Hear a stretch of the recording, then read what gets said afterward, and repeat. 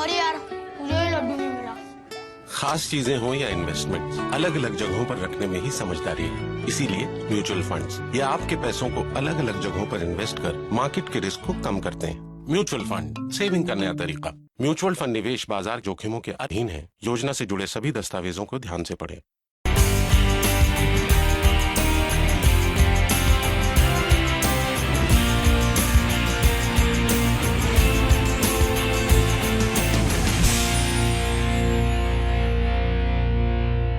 Hello and a very warm welcome on Talking Cricket. Now for the last few years, as the T20 revolution has taken over the game in a sense, Rahul Dravid's been right at the heart of it. Player, mentor, tactician, strategist, call it what you will. And so we thought over the course of this conversation, we'll get you to decode some of T20 cricket for us and make sense of us for the rest of us on the outside who don't probably understand it quite as well as you do. Thank you so much for your time. Thank you for sparing me. Thanks for having me, Gaurav. It's not easy to decode T20 cricket. I'll start off by saying that. It's a complicated game. We'll put you on the spot. But yeah, in some ways you are a T20 professional in many ways now. I mean, you were a player, yes, but now as first with the Rajasthan Royals, now with Delhi Daredevils, you've played a very different role. You see yourself as that when you get into these setups as a T20 professional?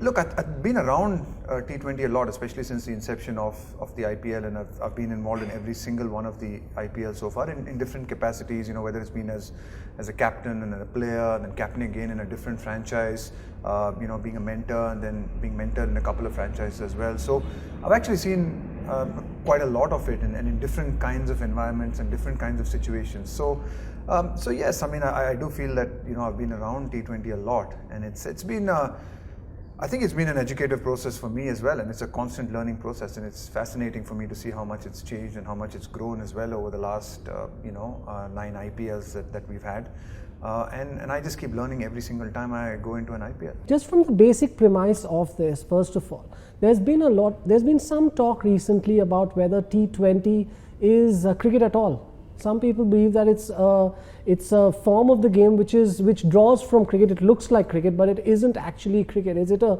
different sport altogether? Do you buy into that argument? Look, I mean, you can theorize it in any which way you want, and you can and have convincing arguments to convince yourself either which way and call it what you want. In the end of the day, I think T20 cricket is still played with 11 players. It's still played with bat and ball in hand. For the players actually playing the game, they understand and I think they recognize that it is very, very different. It is different to Test cricket. It is different even to one-day cricket. A lot of things that happen in T20 cricket you can't easily correlate and say this, relate it to one-day cricket. Players who do well in Test cricket or one-day cricket don't necessarily do well in T20 cricket, and vice versa. You'll have people who have crossovers as well, but people are realizing that it is unique. It's definitely it's something different. But to go so far as to say it's a completely different game, I wouldn't go so far as that. I would definitely, you could convince me and say that yes, I mean it's unique in its own way.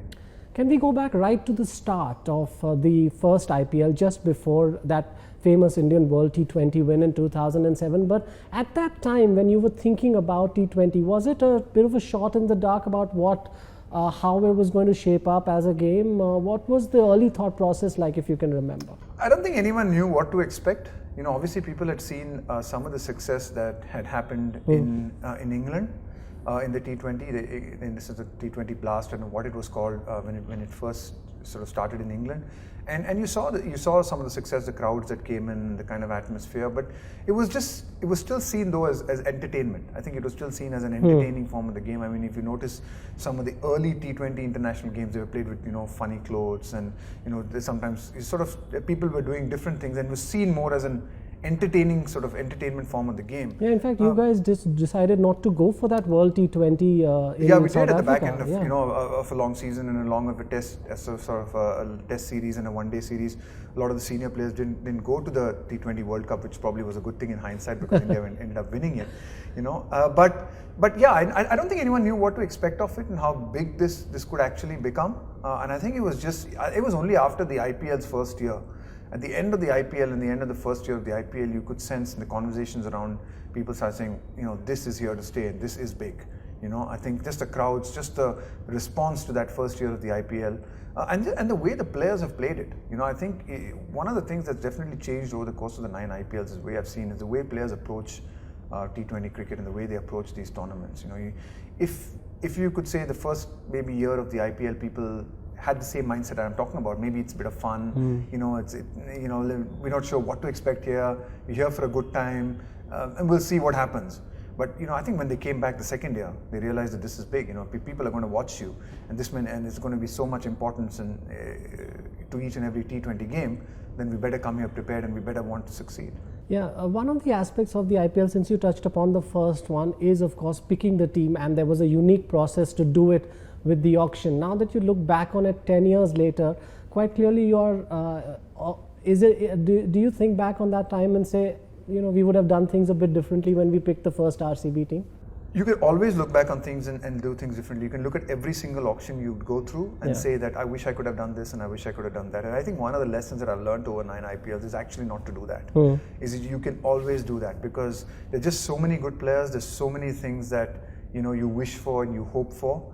All you can do is actually you can just hope to be as well prepared as you possibly can, have a basic strategy and an idea as to what kind of team that you want and the conditions that you want to play in, and then have a certain amount of flexibility about it and the players that you get. You can't be rigid about who you're going to get and who you're not going to get. If you look back on in the RCB team, the first sort of RCB team that people, and I know got a lot of criticism for the team that was picked, but I sort of looked, even if you look at the kind of players that we had in that team and the kind of T20 careers that they went on to have, whether it was Jacques Kallis, who went on to be a pretty successful T20 player, much sought after by a lot of IPL teams. Zahir Khan was on that team. Ross Taylor was on that team. There was Craig White on that team, who was $1 million player. There was Dale Steyn on that team, who went on to get more than $1 million from franchises later on. That's right. There was Virat Kohli on that team, can I forget? So there was Rahul Dravid on that team. There were some serious players on that team as well. Sometimes you can have a good team and you cannot necessarily perform in an IPL, and I think that's the nature of this tournament. Sometimes you can look at a team on paper and think it's good, but sometimes if the pieces don't fit together, you'll not succeed and you'll not do well. And that's what's becoming more and more clear, I think, in T20 cricket, that you can have a lot of big names on the side, but the pieces must all fit together. The argument was, and when going back 9 or 10 years to the start of the IPL and to the start of T20 cricket as we know it in India in particular, was that this is a format where it's a bit of slam bang. It's a bit of, come in, have a good time with the bat, score as many as you can, and let's go from there. But having played so much one-day cricket yourself and being involved with T20 cricket as two versions of limited overs cricket, do you see them as very different when approached tactically? I think they are very different when approached tactically. There's no doubt about it. I think there's a rhythm and a tempo to a one-day game that's very different to the rhythm and a tempo of a T20 game. It's a pretty obvious thing to say that things happen much quicker in a T20 game, but your mindset is I think you hear players talk about it a lot, and you see that a lot as coach or a mentor, or having played it myself. Just the mindset and the thinking around the T20 game is very different to say a one-day game, where in the one-day game you still feel that you have time at times to build innings. You have time to build up contests. You have time to sometimes the course of a game, the course of a game can change over a period of time. But in T20 cricket, sometimes each over is important. It's just such a short version of the game that sometimes you can lose 2 or 3 overs in a game and actually lose a game. It doesn't so much happen in the one-day form of the game. You don't have as much time in T20 cricket sometimes to get things wrong and bounce back. You make a few mistakes in the T20 game and you could actually lose. You could actually lose the match as well. So obviously as batsmen as well, I think your strategy and mindset around the T20 game is you have only 20 overs to bat out, so you have an opportunity to take a lot more risks. As a bowler, that you just have 24 balls to bowl, and every one of those 24 balls actually matters. There's not so much time, I believe, in T20 cricket to set up batsmen. You're more bowling to, in some ways, restrict. It's a hard thing to say, and we always talk about taking wickets in T20 cricket, but that the value of a good economical over in a certain stage in the game could lead to wickets later on. So I think it's just finding that balance, but they are two different games tactically. How much has auction strategy started to become a really important factor in this, given the learnings of the first few seasons of the IPL? It is an important factor because, obviously the uniqueness about, and I think the uniqueness about this, about the auction is that it's just a limited amount of purse that you have. Yeah. The fact that you have to play, you can only play 4 foreign overseas players, and you've got 7 Indian players to fill.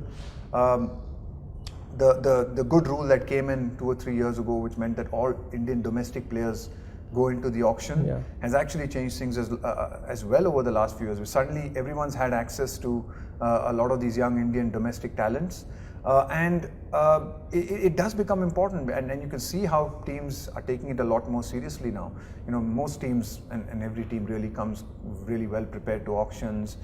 Teams know the kind of players they want. It's very rare to find young Indian talents that are unheard of and you can pick out of nowhere for really cheap. I mean, it very rarely happens now. You might find the odd outlier that it happens, but even the young Indian talents, anyone who performs on the domestic circuit today and does well in the Indian Ranji Trophy, or especially in the Mushtaq Ali Trophy, or in the one-day tournament that India has. We've seen it even in this auction, whether you take the case of a Krunal Pandya, you take the case of a M. Ashwin. So, there are no cheap buys anymore. You have to, and everyone knows everyone. I think it's one of the things that people think that in the past maybe you felt that maybe teams didn't focus that much on young Indian domestic talent because they could either go and get them outside of the auction, and they could keep them, and the whole auction was based around the international players.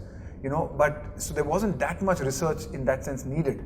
But I think today, because most teams recognize that you need domestic talent and all the talent is in the auction, there's a lot more research being done. There's a lot more knowledge about young Indian domestic talent than there was, say, 3 or 4 years ago. Yeah, and that's the only reason the prices go up, because if more than one team is interested, that's how the prices people will always go tell up. me, how come someone gets so much money? It's because it's not just one team that has the rates somebody. It's actually 2 or 3 teams. Yeah. And what you actually don't notice, and sometimes you see in an auction, is that you might see only 2 teams bid for someone, but it's actually the 3 or 4 teams who could be interested in a particular player. Yeah. It's just that once they reach, and everyone has a price point in which they say, okay, we probably won't bid more than that, or this is where we'll stop, and so you don't actually hear them bidding. But actually you might find that for, say, just to give you an example, for a young player like M. Ashwin, there might have been 7 teams that might have been actually interested at different price ranges. Yeah. It's just the team that was deciding to go one extra than the other team that eventually ended up getting someone like him or any other young player. Can you just talk back on your personal experiences of being at these auctions? RCB was the first one, you touched upon that, and then Rajasthan Royals, where you come in with this experience and knowledge from your time. How were they fundamentally different, and can you remember how you approached a player, for instance, at a Rajasthan Royals auction, which was fundamentally different to how you would have viewed it when you were at RCB? Look, at Rajasthan, the constraints were definitely there in terms of the budgets that you had, and you.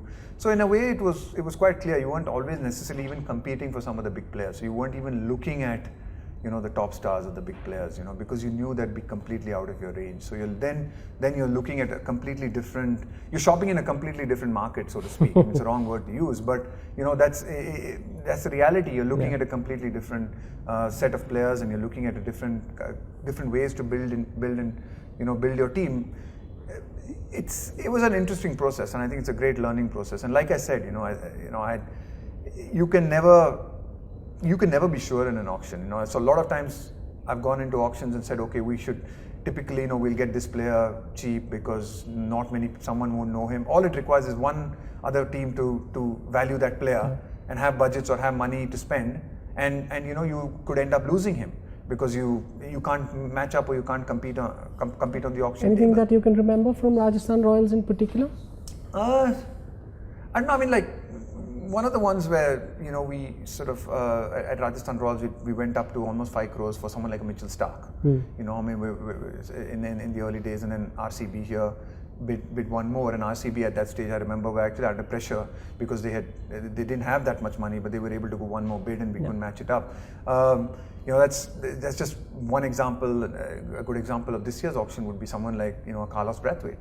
Who would have thought that he would go for the price he did? But obviously KKR, who have a team in the CPL, obviously knew about him as much as the players who were looking at the Delhi team.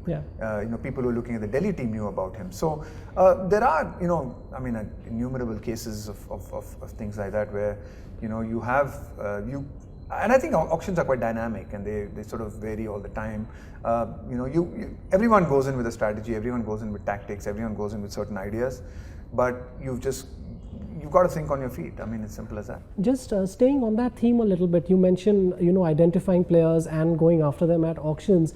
Delhi this time was an interesting case study. I know, again, you were not part of the auction, but what they ended up achieving towards the end of it was a very different team that got a lot of comment from outside. Who are these guys? Why is there so much money being spent on Pawan Negi and Carlos Brathwaite and Chris Morris and players of that kind? But clearly on the outside there isn't as much understanding as within the franchise of why these players are being valued in the ways that they are. Can you throw some light on what goes on? That's one of the things I do find though, actually, because what seems to happen is that because I think T20 is still a new format of the game, and it's relatively a new format of the game, there isn't as many people, I think, on the outside doing as much thinking, and especially because it's sort of, there's one auction a year, it's one tournament really for 2 months, especially around the IPL, around strategy, around tactics of how teams are built. There's not I wouldn't say there's no knowledge outside, but there's not as much knowledge, I feel, and there are people who will make comments like this and say, oh, why is he doing this, why is he doing without actually understanding the actual dynamics of why it happens, what happens inside. Some of the conversations that happen around IPL teams, and it's not only the teams I've been involved in, I'm sure these conversations happen in every single team, and that's some of the things I've seen, is that every team is growing and has evolved in its processes. These conversations are not happening outside. They're not happening in television studios. Because I've been on television studios, I know it. The depth of conversation that's happening about the T20 game within a team and within that environment is not happening anywhere else, which is what makes the T20 game unique. Here's a newspaper column that you see in the morning that says X is paid so much money and he's made so many runs, so every run has cost the franchise that much money. It seems like a very simplistic way to look at a player. That's not how you view it within a franchise at all. Absolutely not. I can't speak for other franchises, but that's never the way I viewed it. You cannot view it. You cannot, and I've said this before, you do not the value of a player is not based on what he gets in an auction. What he gets in an auction is a function of too many different things. There are too many variables. It's where you come when you're picked in your lot. It's what a team needs, what other teams need, whether it's a middle auction, whether it's it's one of the bigger auctions. It's just because a player has got more than somebody else, it doesn't sometimes even mean that the players, the people sitting on the auction table actually rate the guy who's got more money better than the guy who's got less money, less. They actually might in fact rate the guy who's got less money more. It's just that it's just happened in such a way in an auction that it's just panned out in a way that within their existing budget or the budget that they've been allocated, they've got this is his player. And what each player goes for is sometimes just a function of what is happening. Can I throw an example at you? You remember at this auction, there was a lot of talk on the outside on the day before the auction. Martin Guptill, great white ball form. Usman Khawaja, wonderful white ball form. Big Bash making hundreds for fun. And here they come at an auction and absolutely no one raises the paddle.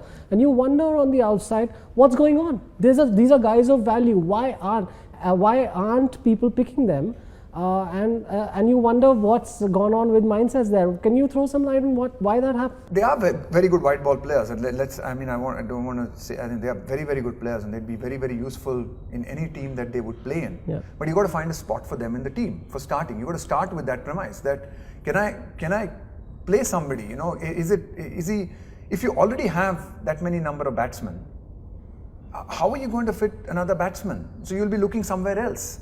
Somebody else or some other skill might be more valuable to you. So it can happen. I mean, there are lots of players who, and especially if you've not, see, one of the things that tends to happen, and I think it's looking like it happens a lot in IPL teams, is that teams value, subcontinental experience quite a lot. Teams do value it. And if you've not played a lot in the subcontinent, then, sometimes you don't get picked. And look, there's injuries and stuff, and you might have a Guptill being picked, or you might have an Usman Khawaja which is what happened. Which is what happened. Because the slots opened up in the team. But if there are no slots, then it can happen. It might seem, strange to other people on the outside as to, why franchises which so many people there don't pick these players. And I think, you'll never get everything right. You can look at every auction and say, that was wrong and this was wrong. And if you start picking holes on every single thing, you'll find enough holes. It's obvious. I mean, it's very easy to do that. But I would say that in general, I find that most IPL teams actually do have good thinking around a lot of the things that they do. Might not always get it right, but they do have very good thinking around it and good strategies around it. Let's look at some of the challenges you've had as in a leadership role, captain, senior player, mentor, involved in the team in that capacity. Once the squad is built after this auction, does it create a challenging dynamic almost, because there are certain players who have, as you said yourself, this high valuation because of what happens at the auction, and others who may not have got that at the auction? Does it create challenges? To some extent it does. I mean, there's no doubt about it that, sometimes players also may not understand the dynamic of an auction. They don't understand why certain players gone for so much money and why someone else has gone for such less. And players are getting better at it. I mean, they are also beginning to understand that, sometimes the dynamics of an auction are quite unique, and you can't. But it does. I mean, as obviously, it's just natural.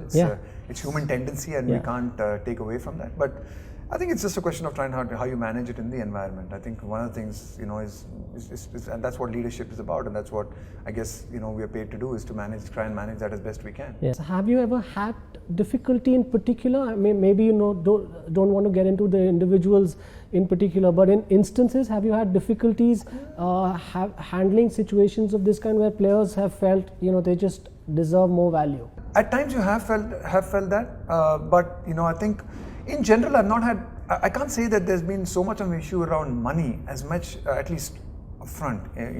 With me, people coming to me, I mean, they might go to the CEO at the back, or they might go somewhere else and have that conversation. But more, it's the challenges around the IPL are more around playing time and players in the playing 11. I think that's one of the big challenges, because you have squads of 23, 24, 25, and only 11 can play. You have only 4 foreigners who can play at any given point of time. So that sometimes has more of an effect on a team rather than say just the money. I think after some time, at least to the coaches and to the mentors, I don't think people bring up the money issue so much. At least that's my experience. Tactics have evolved, and people are now picking different kinds of players, and it's not they're not just picking players based on reputation, and then you're seeing players being picked based on what they bring to the team and the combination of the team.